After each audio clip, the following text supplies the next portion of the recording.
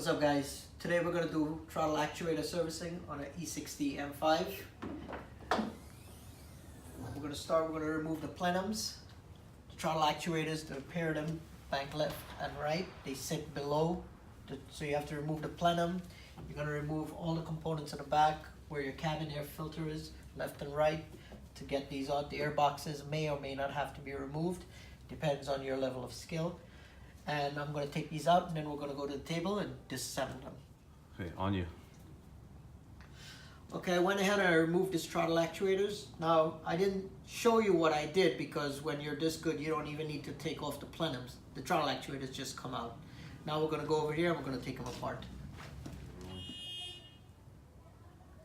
Okay, this assembly is going to be pretty much straightforward. You're going to have to remove these screws. You're going to need a Torx T20. And you're going to take out these hardware. Now when you remove the hardware, you got to be very careful. You have to remove the top. Now you're going to use a small, very small screwdriver, and you're going to gently pry, and you're going to remove this. There's going to be connections here for the motor, so you want to be very careful as you remove the top. Let me get these screws off and I'll show you how it's done. Go ahead. Okay, now that I have the hardware out, we're going to go ahead and remove the circuit board from the throttle actuator. Now you want to be very careful and very gentle. This will take a while, so don't be too afraid to get in there. You're gonna hear some cracking, but that's okay. It's all normal. And you'll feel it become loose, and then when you feel that, okay, now you're gonna stop and you're gonna just gently grab it on the top and go straight up with it. And there you go.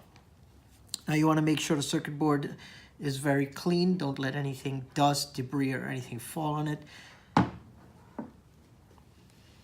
And now we're going to get to the gears. Now if you notice on the inside already, you're going to see a lot of dust. This is from pretty much the lack of lubrication and the grease that is being used by BMW on these parts. There's basically, well, you're going to remove this. This is the first gear. It just comes straight up. Don't worry about it. Take it out. Now, if you look here, this is the problem with these throttle actuators. And this is what causes them to go bad. Over here, you notice this grease has just packed itself right into the middle there. You see that?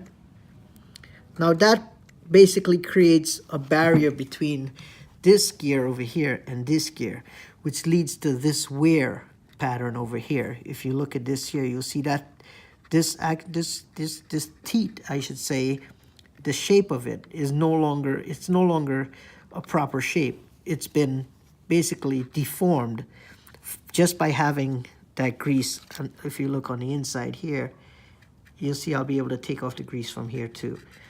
It's all packed with grease. Now this is not really like a grease, it's a lubricant of some sort that they use. But it's just a dust, it's a powder. And what it does, it creates a space. And that space is your problem. And that causes these things to go bad. So what I do is, I just take them apart and I clean them. It takes a few minutes, it takes some time, but you see that stuff, you want to get that out of there. And if you notice, even if you turn this upside down, you just see it falling right out. Look at that. What that is actually wear on this gear. And you can actually see it, and you can feel it when you try to, if you put it back together here, right? And as you turn it, you can see that play that's created right there. You see that? That's from the gear eating away at each other because there's no lubrication. Okay, now I'm going to take this apart, finish cleaning them. I'll show you how to lubricate them and we'll put them back together. Okay, now that I've taken apart everything, cleaned everything, if you look here, you'll notice that there's a lot of dirt. Now most of this is basically this very poor quality lubricant, but also there's a lot of black, very fine dirt. That's actually wear from this gear that's worn down. And you can see it. I mean, when you open yours and you take a look at it, you'll get a better view of what I'm talking about. But right here, you can see that the shape of this gear here is completely different from just a few down. like right there. You can see the difference in it from there to there. And this is when it's at rest. So this is when most of the instant torque is being transferred when you step on the accelerator pedal and it instantly tries to open. That's where a lot of the wear is happening. And the reason for that is that they put a lot of that lubricant here, and that stuff just caked up right between the gears and it started separating. I mean, it's basically like a differential and a backlash setting. If you keep pushing away and you create a space, now it's no longer fully engaging.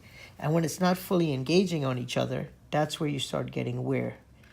And I strongly believe that's what's causing these failures of these throttle actuators.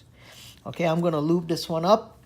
What I'm gonna use is, we're gonna use just a basic anti-seize. You can use whichever one you feel like using. And you're just gonna coat the gear. I'm using a brush, not to make, you don't wanna put too much of this stuff on it either. And you just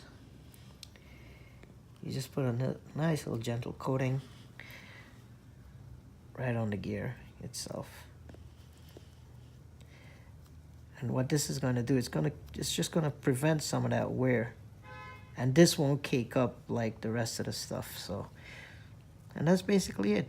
You clean it properly, you get all that crap out of it, and you just put a nice fine lubrication on it. And you're good to go. I'll finish up and I'll put it back together and I'll show you what it looks like. Okay, now that all the gears are lubricated, you can do a test and you can hear it. It's so much more quieter, and the gears are meshing together much better than they were before. Now you could put it back together. Now when you're reassembling this, you want to be careful when you're assembling back up the top. There's a special way this thing lines up. And you have dowels to help you, to guide you in. But you want to make sure these electrical connections here on the inside sit together. And that's it. Now you resecure your hardware and you're done. And that's the servicing of a throttle actuator. Yeah, go ahead. Alright, so when these throttle actuators finish, I'll go ahead and reinstall them in the car. One other thing you got to keep in mind, the E92 M3 carries the identical throttle bodies and they're serviced the exact same way. So if you have the M3, this is something you should be looking into doing. You know how much these cost. I'm sure you looked into it before. It's a common problem with the car. You want to get it fixed. So what I'm going to do, I'm going to go ahead and reinstall these into this car, and I'll give you an update when I'm done. Where are we going? So once again, like magic, everything's done, reinstalled. Now what I'm going to do is I'm going to drive this for about 6-7 months. Then we're going to take them apart. We're going to revisit it, and we're going to give you an update on what the servicing did, if it was actually beneficial. And we'll see that if it can extend the life, how long will it extend the life over just buying a throttle actuator every 4 or 5 years. Stay tuned, guys.